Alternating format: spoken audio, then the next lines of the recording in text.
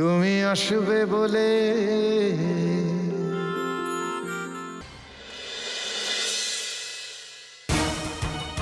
উঠে পড়লেন কেন? নন্দিনী একটু পরেই চলে আসবে। রাহুল, ওরা চলে যাচ্ছে, দেখো না। যাক, আপনারা তাও নামলেন। আমরা তো ভাবলাম আমাদের এতটাই অপছন্দ, আপনার স্ত্রী তো এলেনই না। এটা ভীষণই ইনসাল্টিং।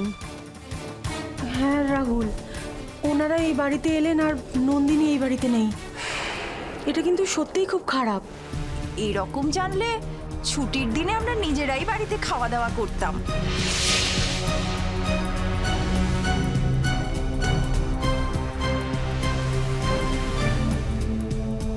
আমরা আপনাদের মতো এত বড় লোক নই, আবার বিজনেস উম্যানও নই, একদমই হাউস ওয়াইফ। কিন্তু বাড়িতে আত্মীয় স্বজন এলে তাদের সামান্য নিজেদের স্বার্থ মতো সম্মানটুকু দিই, এভাবে বেরিয়ে যায় না।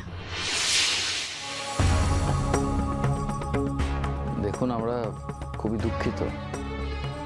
আমার বা আমাদের বাড়ির কারোরই আপনাদেরকে অপমান করবার কোনো রকম ইচ্ছে ছিল না। এটা বললে কেউ শুনবে নাকি রাহুল? ওনারা কিন্তু সত্যিই খুব অপমানিত হয়েছেন।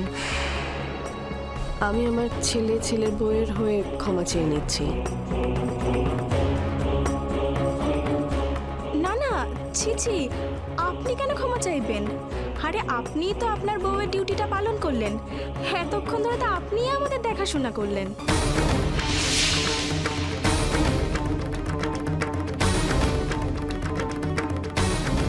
আমাদের হাজবেন্ডরা কিন্তু আমরা এরকম কিছু করলে একেবারেই টলারেট করতো না।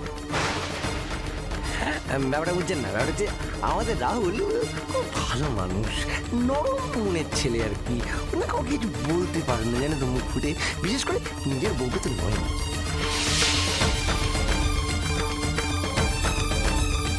দেখো, দাদাভাইকে ইচ্ছে করে দেখাচ্ছে। আমার কি মনে হয় যেন বৌদি আবার কোনো একটা অশান্তি দেখাবে। এই বলছি কি, নন্দিনী এখনো আসছে না কেন গো? তুমি চুপ করো এখন। আচ্ছা ঠিক আছে, আমরা এখন চলি। মামামের জন্য আমার পার্টিটাই নষ্ট হয়ে গেল।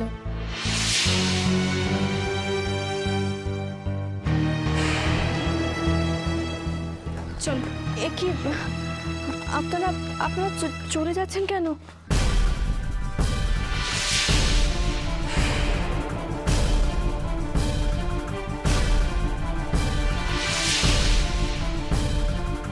আপনি তো অফিসের কাজে ব্যস্ত ছিলেন, তবে চিন্তা করবেন না, আপনার শাশুড়ি আমাদের খুব যত্নার্থী করেছে।